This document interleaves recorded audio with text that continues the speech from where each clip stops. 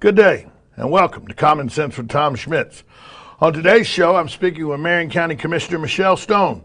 The Commissioner and I will discuss the controversial coastal connector, an extension of the Suncoast Parkway that has 5 proposed routes that all come through western and northwestern Marion County. Yep, that's right. The proposed routes go right through the middle of horse country. But first, in case you missed it. It's brought to you by the Riley Arts Center. Find them on the web at RileyArtsCenter.com. They're the premier performing arts center in our area with concert events, dance events, and comedy events. The Riley has something for everyone. Get all this month's laughs in before Monday gets you. That's right. It's the last Sunday comedy night at the Riley. Your host, me, will be joined by nationally recognized comedians this Sunday, May 27th. Doors open at 6:30. The comedy starts at 7:30. Don't miss featured comedian Doug Canny and headliner Danny Johnson as they take the stage for a night of laughs. This is a very, very clean show. It is not adult in nature at all. So if you've always wanted to come to a comedy show but thought it's a little too rough, that adult stuff, this is not one of those shows. So come out and check it out at the Riley. The bar opens with the doors at 6:30. The comedy takes place at 7. For more 7:30, excuse me. For more information on this show or any upcoming event at the Riley, go to the Riley Center. Easy for me to say on a live show. I'm so ready to get to Commissioner Stone that I just can't get through this very well. Go to RileyArtsCenter.com for an up-to-the-moment calendar of events if you want to check out the comedy show or any upcoming events at the Riley Arts Center. Patriotic fervor was on full display early Thursday in the parking lot at the intersection of Interstate 75 and County Road 326. We'll probably mention County Road 326 again soon in this broadcast. By 9 a.m. this morning, more than 300 motorcycle riders were already amassed, getting ready to be part of the honor escort for the Vietnam Traveling Memorial Wall, according to a story on Ocala.com. Around 10 a.m., the escort, which also included local first responders, departed the lot to travel to the Ocala-Marion County Veterans Memorial Park. The wall will be erected there today. Among those gathered at the escort meeting site early Thursday was Don Welch and other members of the Vietnam Pilots Association of Florida. They had on display a Huey helicopter that had seen action in Vietnam. Welch said the chopper, with its doors removed as if ready for action, always draws a crowd. Once the traveling wall is erected at the park in Ocala, it will be open for viewing 24 hours a day through Monday. That was In Case You Missed It, brought to you by the Riley Arts Center. Find them on the web at RileyArtsCenter.com. Now, I was in such a fevered pitch to get to Commissioner Stone, and I'd like to welcome her in. Welcome to the show, Commissioner Michelle Stone. Michelle, good afternoon. Good afternoon, Tom. Good to be with you this afternoon and all your viewers. You and I attended, you attended because you're a commissioner. I attended because I'm a concerned citizen, a workshop where the Florida DOT made a presentation on Friday. They showed a map. If we could show that map, we put that map up right now. They showed a map of a proposed first section of the coastal connector that will join the road that now comes up through Brooksville, the Suncoast Parkway, and will join in its completion, nobody knows how many years down the road, to Jacksonville. So it will join Tampa to Jacksonville through a toll road run by the Florida DOT and the Turnpike Association. And they said the road would come and, according to this map, would come up through Crystal River area into Denellen, and then all of them would join in a central location at 326 near 75 and go through, all of them coming up through Northwestern, but then when they join at 326, go right through the heart of horse country up through Reddick or somewhere like that. It looks like these lines were a dissection of the northwestern corridor or the northwestern quadrant of Marion County. Am I wrong that that's what it looked like on paper? Well, that's exactly what it looks like on paper, Tom. However, we got some answers on Friday afternoon that the way they came up with these lines was simply to find the most direct route from Tampa to Jacksonville. Their intent was not to cut our Northwest County in half or to disseminate our economy of our horse farms and tourism through that vein. So I felt better having heard how they came up with these routes, which was basically we sat in a room and we put some lines on paper because everybody kept asking for some lines. And I will tell you, I'm calling this now the doomed Coastal Connector Project. You put that in a behind the scenes post you just put on Facebook. I sure did. Let's talk for a minute about what this road, what they want to accomplish this road. Mm-hmm. They want to get a trucking route, and they gave off a lot of information. They said, well, it can be used as hurricane evacuation. It can be used to help with the congestion that's going to be on 75 in the future because of how many people are projected to move to the area now. But let's be honest.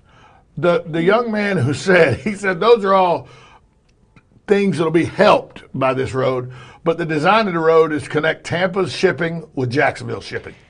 That's exactly what he said, and that was the first time that they were, I'm going to say, upfront with us about that. I mean, the county had no conversation with them as a commission, a sitting commission, until they came before us on last Friday, May the 18th. We got a letter inviting us to the public unveiling of these routes. I think just about all of us went. We all went separately. I saw some of my peers there, and that was on May the 1st. That was the first time I saw these routes. Now, they had already had a meeting in the Crystal River area, Citrus County, I should say. I think that was April 26th. I didn't go out and look at their proposed routes. I didn't see our proposed routes again until May the 1st. So, honestly, I ask, can you get FDOT in here to make a presentation to this board? We need to hear from them directly. I think the meeting went well. We had a lot of great turnout from the community. I think FDOT heard us loud and clear. And when it was all said and done, I expect that they are going to get rid of these corridors and they're going to start all over again.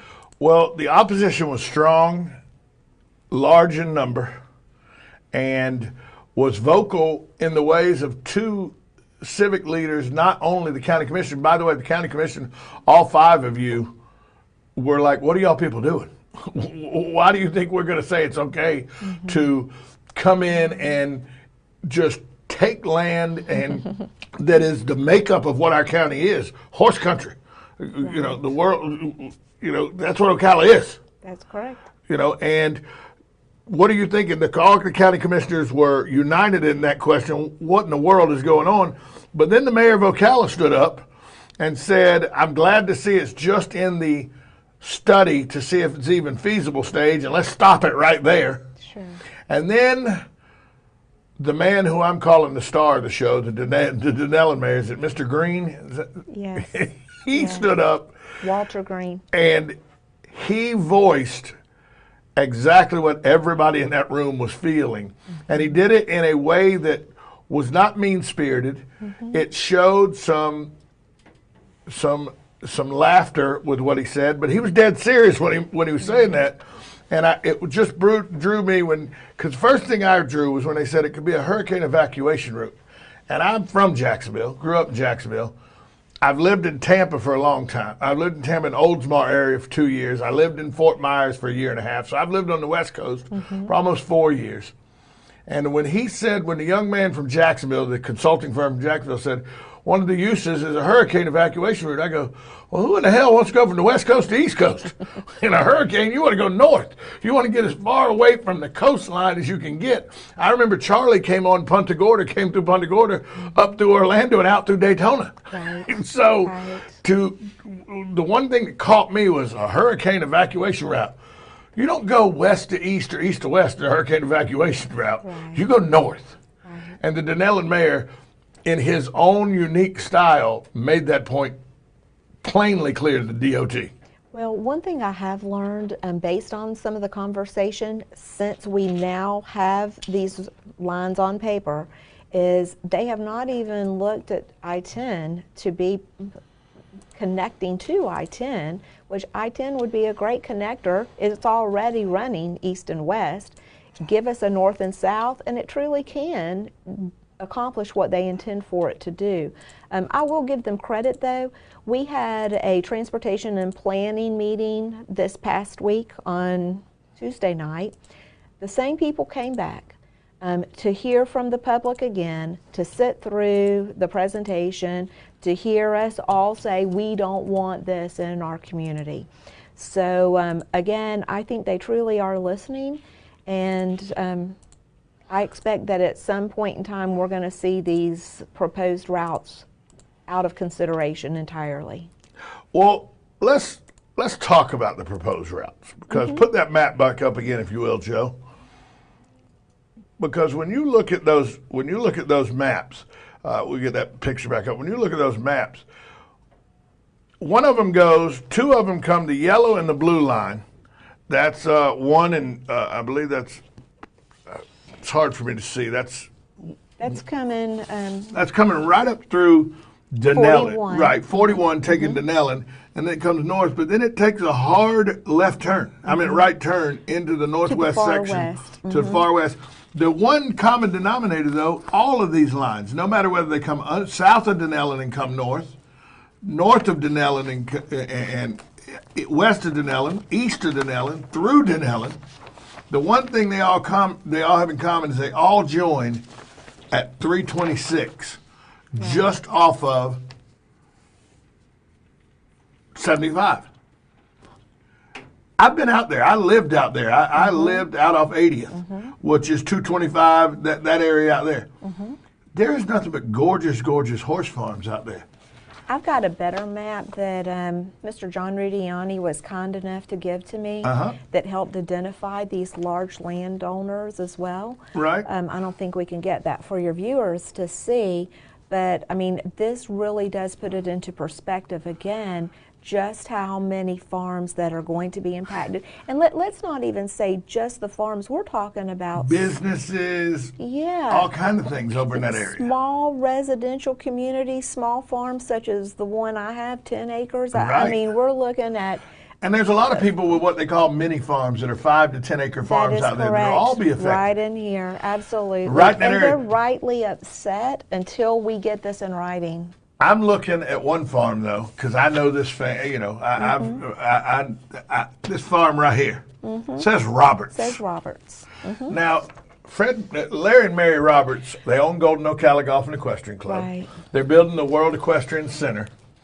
Let me say that again: Golden Ocala Golf and Equestrian Club. It's gorgeous. The World Equestrian Center. Some people would say, well, the Roberts want this road to come through because it benefits horse traveling getting to and from the World Equestrian Center and Golden Ocala Golf and Equestrian Club. And you think that, but then let's put a letter up that was sent. It says, RE Coastal Connector. If you'd put that letter up for us, Joe. It says, RE Coastal Connector. I am the Vice President and General Counsel for RLR Investments, LLC, and all affiliated companies of the Roberts family. That's who we're talking about here.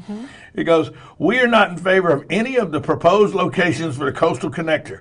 We recommend further evaluation by the appropriate parties to consider other potential routes. Any of the proposed connector routes will destroy valuable horse farms and potentially affect the World Equestrian Center development. Don R. DeLuca. I think the Roberts, we can put that rumor to bed. I think the Roberts are right in the corner where we're at, that we don't want this connector to come through horse country. Absolutely.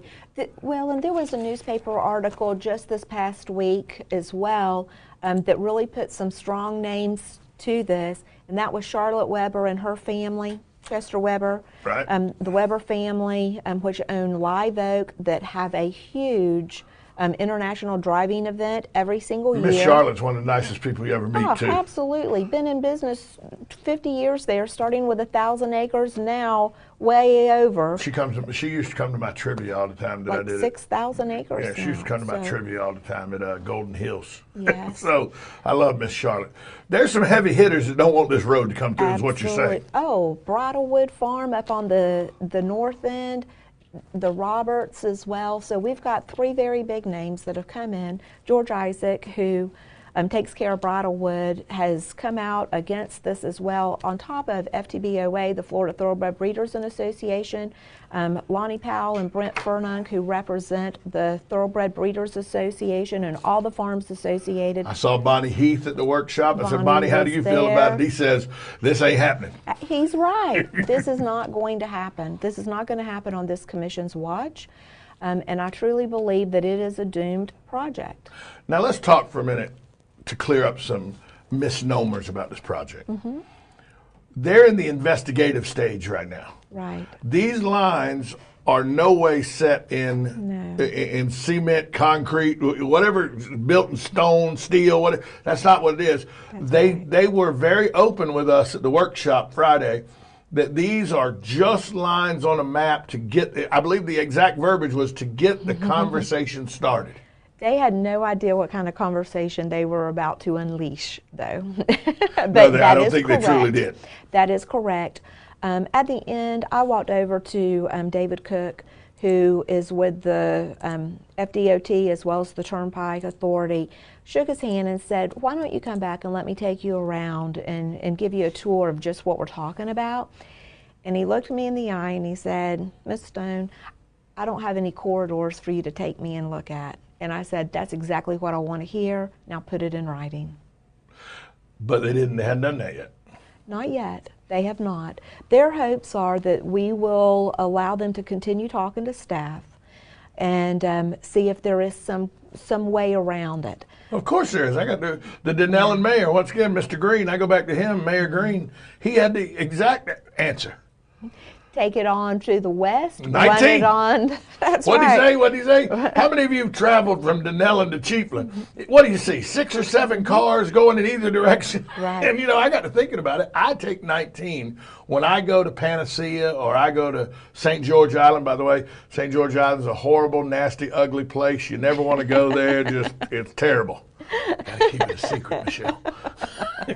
So when I go to St. George Island or St. Joe Beach or to Apalachicola, I don't go 75-10, I go up 19. The scenic route. The non-traveled route. There's nobody out there. It is a lovely. It's such an easy trip.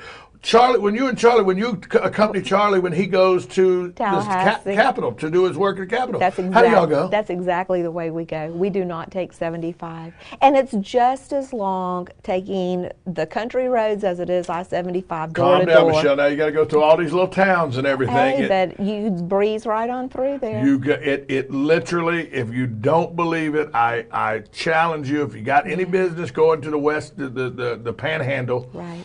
Take one route going, the other route coming back, and they are within minutes of each other. Absolutely. Minutes. And you'll enjoy the drive. It's a fantastic drive. Right. It's one of the nicest drives, and you get to see so much of the inner part of Florida. Right. That's what people don't really. You get to see the smoke. You get to see Perry, and you get to see Chiefland. Yeah. You get to see Perry's a great little town. They have a lot of great little restaurants along the way. That is the road that was traveled before we had the interstate. Right. Before Mamie Eisenhower had her way and Dwight D. Eisenhower had his way and built the interstates. By the way, remember the interstates were built because we had to be able to move troops faster because of the communist threat. So we had to build interstates. That's what they used as the excuse or the reason to build the interstate. And look, I'm not knocking the interstate system. I enjoy the interstate system. But I'm sure these same conversations were had by people in the 1940s and 50s over the interstate system that we're having now over a toll road coming through. Right. And yes, some people will point out, but progress means some things have to happen. Because, by the way, there was a fantastic farm where the Paddock Mall sits. Well, there was 200 at one time was a 2-lane road. We understand progress. But this could be progress without having to come right through horse farms. Well, and we're talking about as it were built today. This is a 40-plus year road project. So they're trying to look to the future and plan. I understand, and they're wise to do that, but they cannot come through the properties today that are generational horse farm properties our farmland preservation area. They just can't do that. Let me ask you this. Are you as a commissioner opposed to the road coming through Marion County at all? Or if there's a viable alternative that is less disruptive and less destructive, would you listen to a proposal bringing the road through Marion County? I will absolutely listen to a proposal. I will absolutely shut down any proposal that includes coming through any of our farmland preservation area that would disrupt our farms. Because there are areas in Marion County that I think the road could come through I agree. and do minimal disruption and destruction to Marion County. And it would be a boon economically to have a road like that come through. And this is where we need to be smart Right. to consider our options. So I am not closed-minded enough to say, no, absolutely not, get out of our county and don't ever return. I am saying you cannot come through the 5 proposed routes that you have planned or either of the 2 connectors that you have planned. Those are off the table for me, totally. They have to be. They are. You can't destroy what we're known for. That is correct. If there is another viable option, which if they want to work with that, if they want to work with staff that allow us to give them input, but the input that they took from previously was information that they had gotten from the I-75 relief project that took place, I believe it was 2014. They were asked by people that I've spoken with that had input with them, stay out of our equine area and be very sensitive to our sensitive farmland preservation area. Well, what did they do? Again, a consultant in Jacksonville didn't get that message, instead drew some direct routes and some lines. And they said that they took into the 75 project, relief project, they looked at things that are mandated through legislation. You can't go through wetlands. You can't go through places like that. And that's how they stayed out of certain areas and everything. But somebody missed the memo that this is a preservation area. The farmland. Well, and that question was asked on Friday, the very first workshop, and they had not looked at our comprehensive plan. Our comp plan actually shows the farmland preservation area, and they had not even looked and laid that over into the comp plan yet. Again, they put lines on paper, on a map, without going to the next step to really see, well, would this even be workable? This was simply to start a conversation. They got a conversation that they weren't expecting. They punched a hornet's nest. And you know what? We're going to keep it stirred until we get something different. They walked right up to a hornet's nest and just hit it with a stick and said, let's see what happens. Well, you know, and my mom would have told me that don't make a whole lot of sense. I think they've learned a lesson, and actually I hope that they've learned you need to speak with us before you roll something to the public as well. We need to be an advocate. Whatever is proposed to the public, you don't need us as your adversary out here going forward. Let me ask you this. It's all well and good. I know there's a resolution in the works for the county commissioners to sign. Right. All 5. Right. I know there's a resolution in the work. The mayor said at the meeting, at the podium, that he is going to work on a resolution for the Ocala City Council to sign. And if they choose not to, he will issue a proclamation. Right, he'll from issue himself. a proclamation if the city decides, if the city council decides, because the city council ultimately will decide that. Correct. But if not, the mayor will issue a proclamation. Correct. The mayor, Donnellan, said that they're already in the process of creating a resolution that says no. Right. So everybody's saying no. What's to stop the DOT from saying, that's great, folks, big deal, we're still coming through? The only thing that would stop them would be if they follow what they put on their website that says, we always work with local government officials to put a road through and gain their approval before we come through any community. So their word would stop them. If they choose to go against what they have printed on their website, then they could take eminent domain. So, however, even that eminent... But your feeling that you got from talking to them was they heard Marion County loud and clear. They did. And I hope that soon that we will have something more specific from them in writing, because there are a wonderful group of people that are doing great things to organize themselves. They're collecting money. They're hiring lobbyists to stop this. this is money that I hope will not be necessary to even be spent. So they really do need to come through quickly. We'll be looking at our resolution. It's the first Tuesday in June. That resolution will be directed directly to Governor Rick Scott. And once that goes to him, he also could come through and shut that down. We're also including the candidates for governor. Again, this road has no funding source allocated to it, although we know the Turnpike Authority is a revenue producer and they do have money that they could use to build this road should they choose to. But again, if we get our current governor, our new governor to say, no, we're opposed to these routes as well, I think that'll give everybody some peace of mind as well. So Rick Scott or Adam Putnam? Oh, did I say that out loud? Those would be the two that I would say out loud as well. So then, I mean, Rebecca Rowland, who graciously came into a hornet's nest right. to come to the workshop, they gave a great presentation and said, folks, this is a 6 or 7, I forget what it was, 6 or 7 step plan process. Right. It's on the back of it. And they're on the very first part of that plan. Right. The study.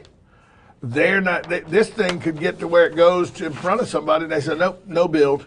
Correct. So this is so far from dirt even being turned over that there is a reason to be concerned, but there's not a catastrophic reason to be concerned.